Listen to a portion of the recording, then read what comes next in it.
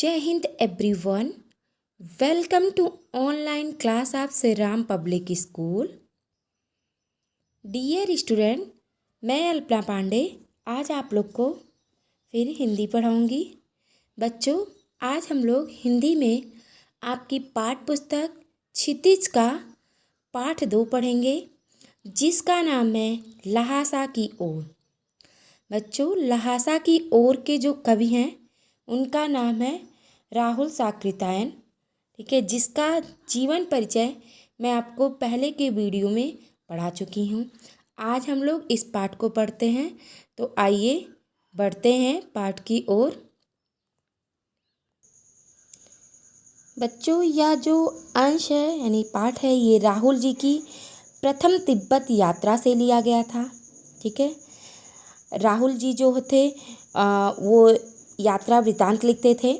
ठीक है, तो उन्होंने सन 1929 से 30 में नेपाल के रास्ते से यात्रा की थी और उस समय भारतीयों को तिब्बत यात्रा की अनुमति नहीं थी, इसलिए उन्होंने यह यात्रा एक भिखमंगे के छद्म वेश में की थी। इसमें तिब्बत की जो राजधानी है लहासा की ओर जाने वाले दुर्गम रास्तों का वर्णन उन्होंने बहुत ही रोचक शैली में किया था। इसलिए इस यात्रा वृतांत से हमें उस समय की तिब्बती समाज के बारे में जानकारी मिलती है। ठीक है, तो अब पढ़ते हैं पाठ। वह नेपाल से तिब्बत जाने का मुख्य रास्ता है। फरीकलिंगपोंग का रास्ता जब नहीं खुला था तो नेपाल ही नहीं, हिंदुस्तान की भी चीज़ें इसी रास्ते से जाया करती थी। यह व्यापारिक ही नहीं, सैनिक रास्ता भी था। इसलिए जगह जगह फौजी चौकियां और किले बने हुए हैं, जिनमें कभी चीनी पलटन रहा करती थी। आजकल बहुत से फौजी मकान गिर चुके हैं। दुर्ग के किसी भाग में जहां किसानों ने अपना बसेरा बना लिया है, वहां घर कुछ आबाद दिखाई पड़ते हैं। ठीक है, लेखक कह रहा है कि नेपाल से तिब्बत जाने का यह एक मुख्य रास्ता था, जिसका नाम था फरीकलिंगपोंग का रास्ता जब नहीं खुला था तो लोग नेपाल के ही नहीं बल्कि हिंदुस्तान की चीज़ें भी इसी रास्ते से लाया जाया करती थी। यानी यही एक रास्ता था जहाँ से लोग तिब्बत की यात्रा करते थे, आते जाते थे। और यह व्यापार का ही नहीं, व्यापारिक यानी व्यापार करने का ही नहीं बल्कि सैनिक रास्ता भी था। यानी इस रास्ते से व्यापार तो होता था और सैनिक भी इसी रास्ते से आते जाते थे। इसलिए इस रास्ते पे जगह जगह क्या था, फौजी चौकियाँ और किले बने हुए थे। यानी फौजियों के रहने वाली चौकी बनी हुई थी और किला यानी मकान यानी दुर्ग जिसको हम कहते हैं वो भी बना हुआ था, और जिसमें कभी यहाँ पे चीनी पलटन यानी चीन के जो लोग थे, चीनी सैनिक जो थे वो रहा करते थे। आजकल बहुत से फौजी मकान गिर चुके हैं। जो आज का समय था, उस समय लेखक जब रास्ता यात्रा किया था उस समय जो फौजी मकान थे वहाँ पे, तो बहुत से मकान गिर गए थे। और दुर्ग में यानी किले के किसी एक भाग में कहीं कहीं किसानों ने अपना बसेरा बना लिया था। बसेरा मतलब किसान खुद रहने लगे थे, अपना घर बना लिए थे और वो वहाँ रहने लगे थे। वहाँ घर कुछ आबाद दिखाई पड़ते थे यानी स्वतंत्र दिखाई पड़ते थे। ऐसा ही एक परित्यक्त चीनी किला था। परित्यक्त का अर्थ होता छोड़ा हुआ। परित्यक्त का अर्थ छोड़ा हुआ, तो ऐसा ही एक छोड़ा हुआ चीनी किला था। वहाँ हम चाय पीने के लिए ठहरे तिब्बत। ठीक है, तो वो जो चीनी किला था खाली, वहाँ पे लेखक ठहरा हुआ था। ठीक है, किस लिए रुका, ठहरना का अर्थ रुकना, रुका हुआ था किस लिए, चाय पीने के लिए। तिब्बत में यात्रियों के लिए बहुत सी तकलीफ़ें भी हैं और कुछ आराम की बातें भी हैं। वहाँ जाति पात छुआछूत का सवाल ही नहीं है और ना औरतें पर्दा ही करती हैं। यानी तिब्बत में यात्रियों के लिए बहुत सी तकलीफ़ें भी थी, बहुत कठिनाइयाँ भी थी, तो कुछ बहुत ज़्यादा आराम की बातें भी थीं। यानी कठिनाइयों का सामना तो था वहाँ पे तिब्बत में यात्रियों को, लेकिन तो कुछ वहाँ पे बहुत ज़्यादा आराम की बातें थी। तिब्बत में क्या था, जाति पात ही नहीं था। यानी कोई मतलब जात पात का जो भेदभाव हो लोगों में होता है, हम इनके साथ नहीं बैठेंगे, निम्न श्रेणी के लोग हैं, तो ऐसा वहाँ पे तिब्बत में कुछ नहीं था। और छुआछूत का तो सवाल ही वहाँ पे नहीं था, जब जात पात ही वहाँ के लोग नहीं मानते थे। और ना वहाँ की जो औरतें थी वे पर्दा ही करती थी, यानी वहाँ की जो औरत थी वो भी कभी पर्दा नहीं करती थी।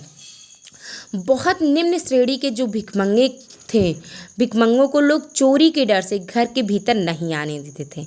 नहीं तो आप बिल्कुल घर के भीतर चले जा सकते हैं, चाहे आप बिल्कुल अपरिचित हो तब भी घर की बहू या सास को अपनी झोली में से चाय दे सकते हैं, वह आपके लिए उसे पका देगी। यानी बहुत जो निम्न श्रेणी के बहुत छोटे लोग जो होते हैं उनको लोग अपने घर के अंदर नहीं जाने देते हैं। क्यों? क्योंकि उन्हें डर लगता है कहीं वो भिखमंगे ना हो और चोरी ना कर लें। तो इसलिए बहुत ज़्यादा निम्न श्रेणी के भिखमंगों को लोग चोरी के डर से अपने घर के अंदर नहीं आने देते। नहीं तो आप कितने भी अपरिचित क्यों हो ना हो, आप बिल्कुल घर के भीतर जा सकते हैं, घर के अंदर जा सकते हैं।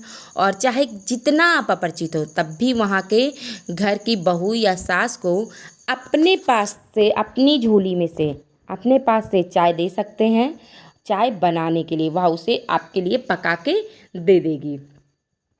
लेखक ने आगे कहा है मक्खन और सोडा नमक दे दीजिए, तो वह चाय चोंगी में कूट कर उसे दूध वाली चाय के रंग की बना के मिट्टी के टोटीदार बर्तन में रख के आपको दे देगी। यदि बैठक की जगह चूल्हे से दूर है और आपको डर है कि सारा मक्खन आपकी चाय में नहीं पड़ेगा, तो आप खुद जाकर चोंगी में चाय मथ कर ला सकते हैं। चाय का रंग तैयार हो जाने पर नमक मक्खन डालने की ज़रूरत होती है। लेखक ने यहाँ कहा है कि आप मक्खन और सोडा नमक दे दीजिए, सोडा नमक जो होता है उसे दे दीजिए। वो चाय चोंगी, चोंगी एक बर्तन का नाम है, ठीक है, जिसमें चाय वो लोग बनाते थे। तो उसमें कूट कर जो है चाय के रंग की बना के मिट्टी के टोटीदार बर्तन, जिसे आप खोटी कहेंगे, उसमें रख के आपको दे देगी। मिट्टी का टोटीदार बर्तन जैसे घड़ा वगैरह होता है या केतली होती है, आपने देखा होगा, उसी तरह मिट्टी का बर्तन रहता है जिसमें टोटी लगी रहती थी, उसमें वो चाय दे देते थे। ये वहाँ के लोगों को चाय पीने का एक तरीका बताया गया है कि वहाँ के लोग जो है चाय में मक्खन और नमक डाल के पीते थे, ठीक है। और अगर आपको डर है कि बैठक की जगह, बैठक यानी जिसे हम ड्राइंग रूम कहते हैं, उसे उस ज़माने में बैठक कहा जाता था, ठीक है। तो अगर बैठक में से चूल्हा यानी रसोई घर दूर है और आपको डर लग रहा है कि आपका सारा मक्खन आपकी चाय में नहीं पड़ेगा, तो आप खुद चुहाकर चोंगी में चाय मथ कर ला सकते थे, ठीक है। चाय का रंग तैयार हो जाने पर फिर आप नमक मक्खन डालने की ज़रूरत होती है, यानी चाय जब तैयार हो जाती है तभी उसमें नमक और मक्खन डाला जाता था। तो तिब्बत के लोग के कैसी चाय पीते थे? ऐसी चाय पीते थे जिसमें मक्खन और नमक पड़ा हो। ऐसा लोगों को मानना कि वहाँ पे चाय बनाने की ये विधि है और वहाँ ठंडक बहुत ज़्यादा होती थी, इसलिए वहाँ के लोग पौष्टिक चाय पीना पसंद करते थे। मक्खन वगैरह अगर चाय में पड़ता है तो वो हमें ताकत देता है, ठीक है। तो इससे जो ये हम पढ़े हैं पैराग्राफ, इसमें लेखक ने यही बताने की कोशिश किया है कि नेपाल से तिब्बत के लिए जाने का यही एक मार्ग था और जब तक भरी कलिंपोंग का रास्ता नहीं खुला था तब तक नेपाल और भारत की वस्तुएं जो थी इसी रास्ते से जाया करती थी। वहाँ पे कोई और व्यापारिक या सैनिक रास्ता नहीं था, इसलिए रास्ते में जगह जगह फौजी चौकियाँ और किला बना हुआ था जिनमें कभी चीनी फौज रहा करती थी। लेकिन अभी बहुत से मकान वहाँ पे गिर चुके थे चीनी, और किसानों का वहाँ पे बसेरा हो गया था और एक खाली परित्यक्त यानी खाली चीनी किला था जिस पे चाय पीने के लिए लेखक वहाँ पे ठहरा था। तिब्बत का जो सामाजिक जीवन था उसमें बच्चों, तिब्बत में जात पात छुआछूत नहीं था। वहाँ की औरतें जो थी वो पर्दा वर्दा नहीं करती थी, ठीक है।